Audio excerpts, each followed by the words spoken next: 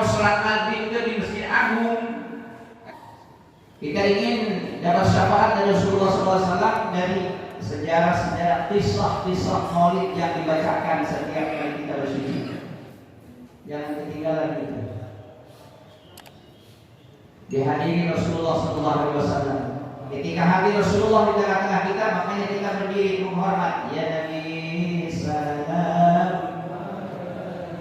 Itu Rasulullah hadir itu di tengah-tengah kita. Karena Rasulullah hadir di tengah-tengah kita, kita berdiri. Makanya ada bacaannya Tumahatul Qiyam, tempat berdiri. Karena Rasulullah saat itu hadir. Kita tidak pernah mengalami berjumpa dengan Rasul. Kita tidak pernah mengalami berjumpa dengan para sahabat. Maka para imam yang 4, Imam Hanafi, Imam Maliki, Imam Syafi'i, Imam Malik, tidak pernah kita ketemu. Tapi jiwa kita kalau sejiwa, kita akan ketemu. Bahkan dengan Rasulullah SAW, kita akan berjumpa dengan Rasulullah SAW. Rasul yang dari kecil itu dididik, dibina, dilindungi oleh Allah Subhanahu wa taala dari perbuatan yang tidak diridhoi oleh Allah. Penyembah berhala. Rasul enggak pernah ikut-ikutan menyembah berhala. Keadaan kaum musyrikin Makkah pada waktu itu minumannya sehari-hari adalah minuman keras. Mabuk sudah jadi langganan biasa, tidak jadi. Kita sebut dengan Nabi besar. Besar jiwanya, besar jasanya. Nabi yang ditawarkan oleh malaikat Jibril saat napas terakhirnya dihembuskan oleh Rasulullah SAW. Datang malaikat Jibril.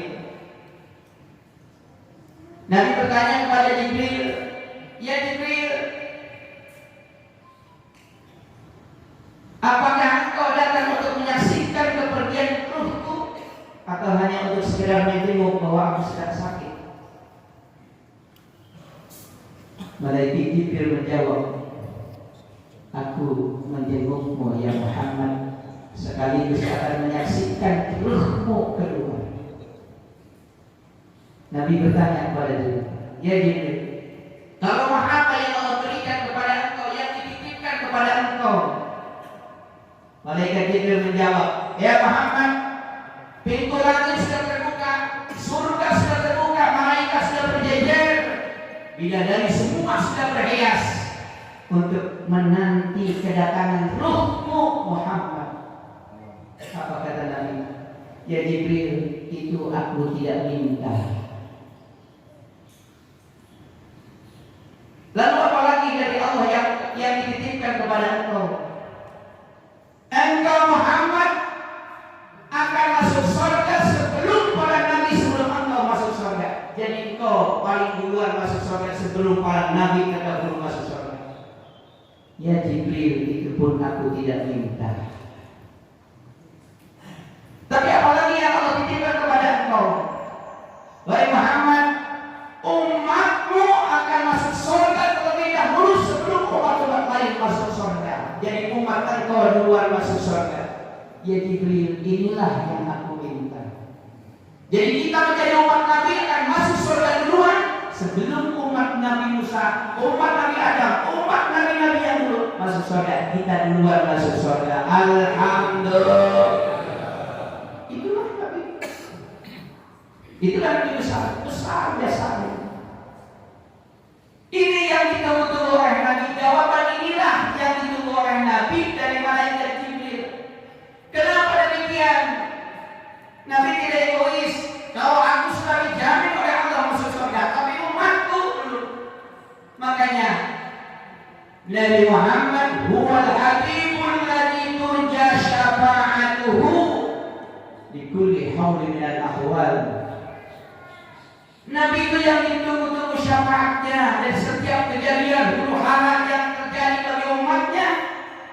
Ditunggu syafaat Rasulullah SAW hadir.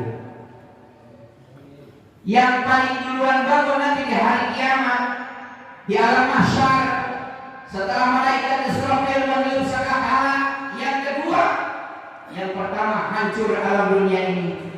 Ditiup lagi yang kedua, manusia bangun semua. Yang paling pertama bangun Nabi Muhammad sallallahu alaihi wasallam sibuk sendirian mencari di mana jasad umatnya berada. Itulah Rasulullah sallallahu alaihi wasallam. Besar jasanya Rasulullah sallallahu alaihi wasallam. Oleh karena itu kata Rasulullah sallallahu alaihi wasallam, orang yang mau masuk surga itulah orang yang menurut perintah Allah dan Rasulnya. Wa man aba faqad asani. Yang tidak mau itulah orang yang maksiat, yang durhaka. Padahal kita senantiasa mengharapkan ketika kita mati kita ingin husnul khotimah. Meskipun sebenarnya kurang tepat kalau ada orang mati kita doakan semoga husnul khotimah, itu kurang tepat sebetulnya. Kenapa kurang tepat? Allah sudah menentukan tuh si anu mati surga neraka. Sudah ditentukan oleh Allah neraka. Bagaimana doanya?